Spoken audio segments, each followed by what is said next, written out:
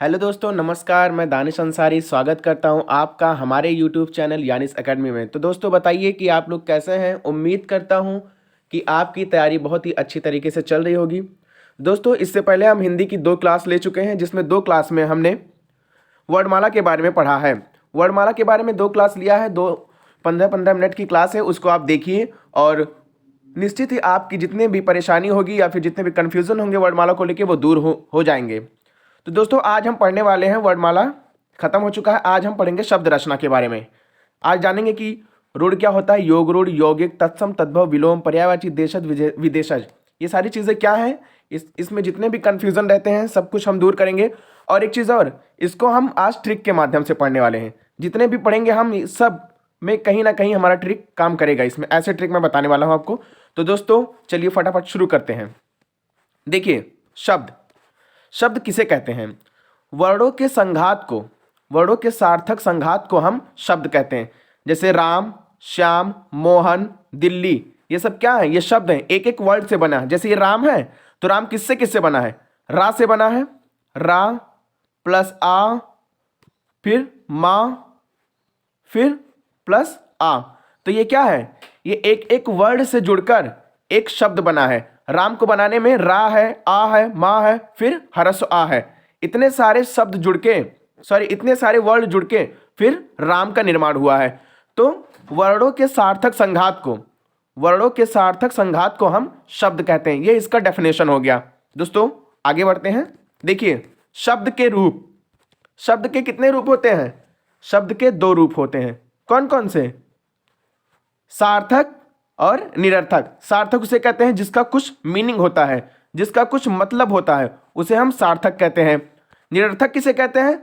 जिसका कोई अर्थ ना हो, जिसका कोई अर्थ नहीं रहता है, उसको हम क्या कहते हैं? निरर्थक कहते हैं। उम्मीद करता हूं दोस्तों समझ में आया होगा। और आगे बढ़ते हैं। देखिए, सार्थक शब्द, हम सार्थक शब्द के बारे में यहां पे जानेंगे। देखिए, जिन शब्दों का अर्थ होता है ऐसे शब्दों को हम सार्थक शब्द कहते हैं। सार्थक शब्द वे होते हैं जिनका कोई ना कोई अर्थ होगा, और निरर्थक शब्द वो होते हैं जिनका कोई अर्थ नहीं होता है। देखिए, गंगा, गंगा अर्थ है ना, गंगा नदी का नाम है, यमुना भी नदी का नाम है, सूर्य, सूर्य भी सूरज को कहते हैं। तो ये सब सार्थक शब्द हुए। ऐसे ही चंद्र हो गया, चांद को कहते हैं, पृथ्वी हमारी पृथ्वी है। ये जितने भी वर्ड हैं सार्थक वर्ड, जिसका कोई ना कोई मीनिंग होता है, मतलब होता है, उसको हम सार्थक शब्द के श्रेणी में रखते हैं। दोस्तों आगे बढ़ते हैं। देखिए, सार्थक शब्द कितने प्रकार के होते हैं? अगर क्वेश्चन आता है आपका कि सार्थक शब्द कितने प्रकार के होते हैं, तो इसके 5 भेद होते हैं। कितने होते हैं? 5 भेद होते हैं। कौन कौन से? रचना के अनुसार, उत्पत्ति या जन्म के आधार पर, अर्थ के आधार पर, काव्यशास्त्रीय अर्थ के आधार पर, और विकारी के आधार पर, विकार के आधार पर। देखिए, ये 5 प्रकार होते हैं सार्थक शब्दों के, भेद हैं ये, जितने भी 5 हैं। दोस्तों आप जितने भी स्क्रीन पर दिख रहे हैं प्लीज इसका नोट डाउन करिए, नोट्स बनाइए हिंदी का, और हम आपको पूरी हिंदी पढ़ाएंगे और इसमें से कुछ भी बाहर जाने वाला नहीं है। देखिए आगे बढ़ते हैं। रचना के आधार पर, हमने देखा ना रचना के अनुसार सार्थक शब्द, तो हम पहला पढ़ने जा रहे हैं रचना के आधार पर। देखिए, इसके आधार पर 3 भेद होते हैं। शब्द के इसके आधार पर कितने भेद होते हैं? 3 भेद होते हैं। कौन कौन से? रूढ़ शब्द, योग रूढ़ और यौगिक। ठीक है, देखिए आगे बढ़ते हैं। रूढ़ शब्द किसे कहते हैं? जिन शब्दों का विभाजन नहीं हो सकता है, ठीक है, जिसमें उपसर्गों का प्रयोग नहीं होता है, उसे रूढ़ शब्द कहते हैं। यानी जो रूढ़ शब्द रहेगा उसको हम तोड़ नहीं सकते हैं, उसमें कोई भी उपसर्ग नहीं लगा होगा, उसे ही हम रूढ़ शब्द कहते हैं। देखिए, इसमें ट्रिक एक काम करेगा आपका कि इसका संधि विच्छेद नहीं होगा। रूढ़ शब्द का संधि विच्छेद नहीं होगा। ठीक है, जैसे घर है, घर को किस में तोड़ोगे? टूटेगा ही नहीं। आंगन भी नहीं टूटेगा, पुस्तक भी नहीं टूटेगा, कलम भी नहीं टूट सकता है।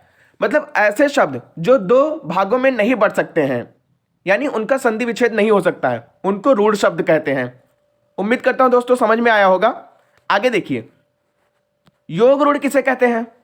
यह सबसे सिंपल है। देखो, जब 2 रूढ़ शब्द कोई तीसरा अर्थ देते हैं या फिर पर्यायवाची शब्द मिलता है तो उसको योग रूढ़ शब्द कहते हैं। सबसे इसमें अच्छी ट्रिक यही है, ये सब आप मत पढ़िए। देखिए, योग रूढ़ किसे कहते हैं? समास आप पढ़ेंगे तो समास में जितने भी बहुब्रीहि में आएंगे, किसमें? बहुब्रीहि समास में जो जो वर्ड आएंगे उसको हम क्या कहेंगे? उसको हम योगरूढ़ शब्द में रखेंगे, ठीक है। और देखिए जो पर्यायवाची होता है उसको भी हम योगरूढ़ में रखते हैं। जैसे गजानन, गजानन है वो कोई तीसरा अर्थ भी देगा। गजानन का मतलब क्या होता है? गणेश। तो गजानन जो शब्द है हमारा वो क्या हो जाएगा? योगरूढ़। पंकज, पंकज ये भी कोई दूसरा तीसरा अर्थ दे रहा है ना। पंकज किसे कहते हैं? पंकज ब्रह्मा को कहते हैं। लंबोदर, लंबोदर किसे कहते हैं? लंबोदर भी हम गणेश जी को कहते हैं। दशानन, दशानन मतलब क्या होता है? रावण होता है। तो ये कहीं ना कहीं तीसरा वर्ड दे रहे हैं, तीसरा अर्थ दे रहे हैं शब्द का। जो ये शब्द है इसका तीसरा अर्थ दे रहे हैं, तो ये क्या हो जाएगा? हमारा योगरूढ़ हो जाएगा। सिंपल सा इसमें आपको जानना है कि योगरूढ़ शब्द उन्हें कहते हैं जो पर्यायवाची शब्द होते हैं, ठीक है। उम्मीद करता हूं दोस्तों समझ में आया होगा। और आगे बढ़ते हैं इसी के साथ। देखिए यौगिक शब्द सबसे सिंपल यही है, सारे में सबसे सिंपल कौन सा है? तो यौगिक शब्द है। यौगिक शब्द में आपको ये सब पढ़ने की जरूरत ही नहीं है, ये सिर्फ एक डेफिनेशन है। अगर आपको लिखना है तो लिख लीजिए, वरना जो मैं ट्रिक बताने जा रहा हूं वो इसमें काम करेगा। यौगिक शब्द किसे कहते हैं? तो यौगिक शब्द में सिंपल सा आपको देखना है कि जो शब्द संधि विच्छेद जिन जिन शब्दों का हो जाए वो सारे के सारे यौगिक शब्द होते हैं, ठीक है। जिसका जिसका यहां पे मैं लिख दे रहा हूं संधि विच्छेद हो जाए, संधि विच्छेद, जिन जिन शब्द का संधि विच्छेद होगा वो सारे के सारे यौगिक शब्द में आएंगे, ठीक है। देखिए जैसे विद्यालय, तो विद्यालय का हम तोड़ेंगे ना इसका। देखिए विद्या धन आलय हुआ संधि विच्छेद की नहीं? तो जो हमारा विद्यालय है ये हमारा यौगिक हो जाएगा, ठीक है। आगे देखिए वाचनालय, वाचनालय का भी अगर हम तोड़ेंगे तो देखो वचन धन आलय संधि विच्छेद हुआ। जिसका जिसका संधि विच्छेद होगा, ऐसे पुस्तक का पुस्तक धन आलय, साइकिल का साइकिल सवार का साइकिल धन सवार, ये जितने भी दो टूट जाते हैं यानी जिनका संधि विच्छेद हो जाता है उनको हम यौगिक शब्द कहते हैं। दोस्तों उम्मीद करता हूं समझ में आया होगा। और आपको अगर समझ में आ रहा है तो प्लीज आप हमारे चैनल को जरूर सब्सक्राइब करिए और अच्छे अच्छे टॉपिक पढ़ने को यहां से मिलेगा आपको। देखिए हमारा खत्म हो गया, अब हमारा रहेगा उत्पत्ति के आधार पर। उत्पत्ति के आधार पर देखिए ऐसा क्वेश्चन पूछेगा कि उत्पत्ति के आधार पर शब्द कितने प्रकार के होते हैं। तो आपको देखिए ये होते तो 5 हैं, लेकिन आपको मानना कितना है एग्जाम में? 4 होता है, क्योंकि संकर शब्द को नहीं माना गया है, एनसीईआरटी नहीं मानती है, ठीक है। तो देखिए तत्सम शब्द उत्पत्ति के आधार पर 4 होते हैं। कौन कौन से होते हैं? इंपॉर्टेंट क्या है? तत्सम शब्द, तद्भव, देशज और विदेशज, और एक संकर भी होता है।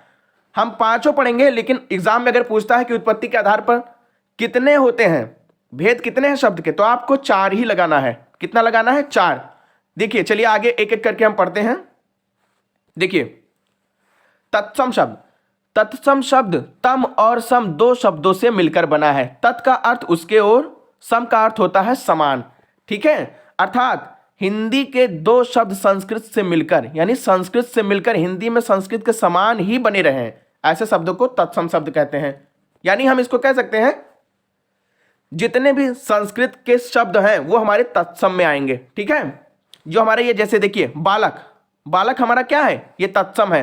पुस्तक, पुस्तक तत्सम है, पुस्तक को हम किताब कहते हैं, इसका तद्भव किताब हो जाएगा। बालक का तद्भव लड़का हो जाएगा, और लेकिन तत्सम आपका बालक रहेगा। राज्य, प्रजा, माता पिता आदि ये शब्द क्या है? ये सारे के सारे तत्सम शब्द हैं, ऐसे शब्द जो संस्कृत में प्रयोग होते हैं, ठीक है। आइए तद्भव शब्द देखते हैं दूसरा। तद्भव का क्या मतलब होता है? तद्भव, तद धन भव, अर्थात इस प्रकार से हो गया। अर्थात हिंदी के जो शब्द संस्कृत से निकलकर बाद में अपना रूप बदल लिए, ऐसे शब्द को तत्सम कहते हैं। यानी देखिए तद्भव शब्द जो है वो तो पहले संस्कृत के थे, संस्कृत से निकल के अपना अर्थ, अपना रूप बदल लिए हैं, ऐसे शब्दों को हम क्या कहते हैं? ऐसे शब्दों को हम तद्भव कहते हैं। देखिए जैसे सिर, सिर जो हमारा है वो क्या है? तद्भव है।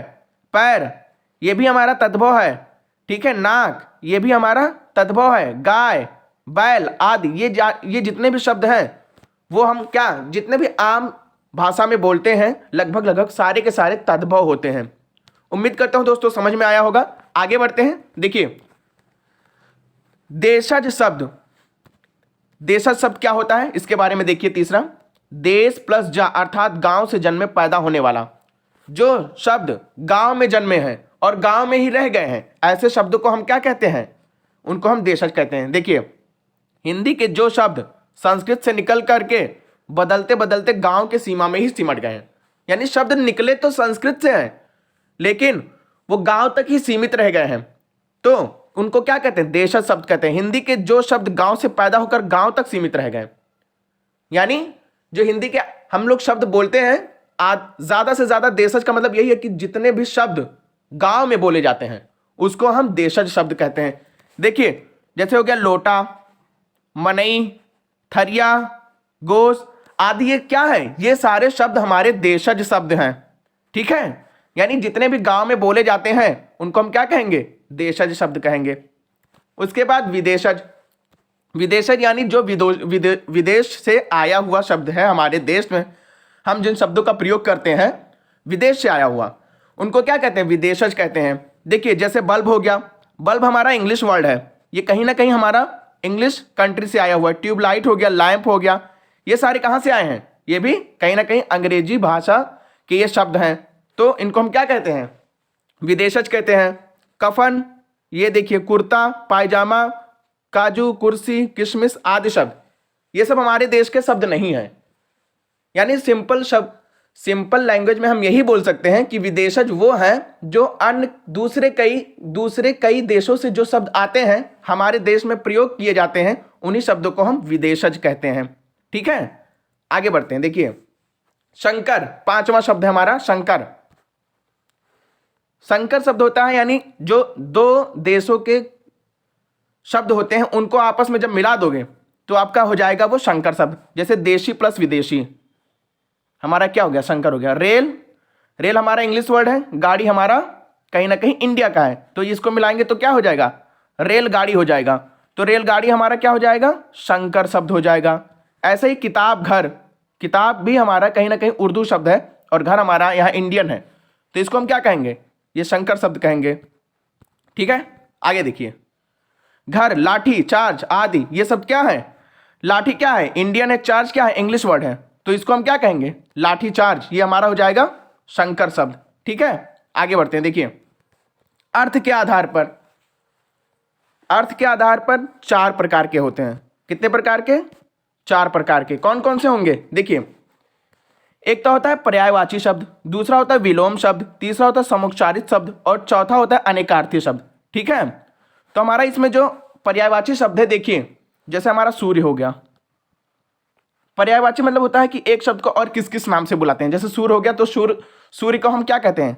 रवि कहते हैं, और क्या कहते हैं? भानु कहते हैं, और क्या कहते हैं? प्रभाकर भी कहते हैं। तो ये सूर्य के और कई नाम हैं, तो ये इतने सारे नाम हैं, तो ये क्या हो गए? इसके पर्यायवाची हो गए। जैसे सूर्य का कौन कौन सा पर्यायवाची होगा? रवि हो गया, भानु हो गया, प्रभाकर हो गया, ये शब्द हमारा पर्यायवाची शब्द हो गया। फिर देखिए विलोम शब्द किसे कहते हैं? विलोम मतलब उल्टा। जैसे हमारा लिखा है दिन, अब बताइए दिन का क्या होगा? दिन का विलोम शब्द होगा हमारा रात। होगा कि नहीं होगा? जैसे हमारा हो गया, देखिए अपना, अपना हमारा एक शब्द है, इसका अगर मैं बताऊं, मैं कहूं कि विलोम शब्द बताइए तो क्या होगा? इसका विलोम हमारा होगा पराया। ठीक है, आगे बढ़िए। समुच्चारित शब्द, समुच्चारित शब्द मतलब होता है कि एक ही तरह के बोले जाते हैं। जैसे अंश हो गया, और एक ही तरह लिखे जाएंगे, और ये भी अंश हो गया, इसमें बड़ा सा रहेगा, इसमें सा रहेगा। ठीक है, इसको पर्यायवाची शब्द, विलोम शब्द और समुच्चारित और अनेकार्थी, ये जितने भी हैं, इसका मैं अलग से एक एक क्लास लूंगा। पर्यायवाची का एक अलग से लूंगा, विलोम का अलग लूंगा, समुच्चारित का अलग लूंगा, अनेकार्थी शब्द का अलग लूंगा। जितने जितने इंपॉर्टेंट टॉपिक हैं आपके, जितने जितने इंपॉर्टेंट शब्द हैं, पर्यायवाची से हो, विलोम से हो, समुच्चारित से हो, अनेकार्थी से हो, सारा का सारा मैं इकट्ठा करूंगा। कम से कम 300-400 इसके वर्ड में लेके आऊंगा और सबका मैं एक एक क्लास लूंगा, जिससे आपके एग्जाम में जितने भी मोस्टली जितने भी आने वाले रहेंगे उसी क्वेश्चन को मैं शामिल करके एक क्लास में लूंगा। ठीक है, देखिए अनेकार्थी शब्द मतलब क्या होता है? अनेक मतलब कई, ठीक, अनेक मतलब होता है कई, और अर्थी मतलब अर्थ। यानी जिस शब्द के कई अर्थ हों उन्हें हम अनेकार्थी शब्द कहते हैं। ठीक है, तो दोस्तों हमारी क्लास यहीं पे खत्म होती है। अगर आपको सेशन पसंद आया होगा तो लाइक करिए, कमेंट करिए और शेयर करिए, और यानिस एकेडमी को प्लीज़ प्लीज़ आप लोग सब्सक्राइब करिए और हमारा सपोर्ट करिए। और अच्छी अच्छी वीडियोस को देखने के लिए आप प्लीज़ हमारे चैनल को सब्सक्राइब करिए, चाहे वो लेखपाल का हो, यूपी टेट का हो, या फिर एमपी टेट, एसटेट, किसी का भी आप तैयारी कर रहे हैं, अगर उसमें हिंदी पूछी जा रही है तो ये क्लास आपके लिए। और ये सीरीज जो स्पेशल सीरीज चलाई जा रही है हिंदी की, बहुत ज़्यादा फायदा करेगी। इसका मैंने प्लेलिस्ट भी बना दिया है, इससे पहले 2 क्लास हो चुकी हैं, प्लीज़ आप उसको देखिए। ये तीसरी क्लास थी आज की, और उम्मीद करता हूं कि पसंद आया होगा आपको सेशन। अगर पसंद आता है तो प्लीज़ आप शेयर करिए ताकि और भी बच्चों का इसमें भला हो सके। और ये सारा सब कुछ फ्री ऑफ कॉस्ट रहेगा। देखिए, अगर आपको नोट्स चाहिए या फिर कोई और क्वेरी करनी है तो नोट्स चाहिए तो इस नंबर पे आपको नोट्स मिल जाएगा। टेलीग्राम हमारा चैनल यानिस एकेडमी से बना हुआ है, और हमारे यूट्यूब चैनल है जो यानिस एकेडमी से, उसको आप सब्सक्राइब करिए। तो दोस्तों उम्मीद करता हूँ बहुत अच्छे तरीके से आपको समझा पाया होगा, और आप हंसते रहिए, मुस्कुराते रहिए, देखते रहिए यानिस एकेडमी, और प्लीज़ अपना ख्याल रखिए। और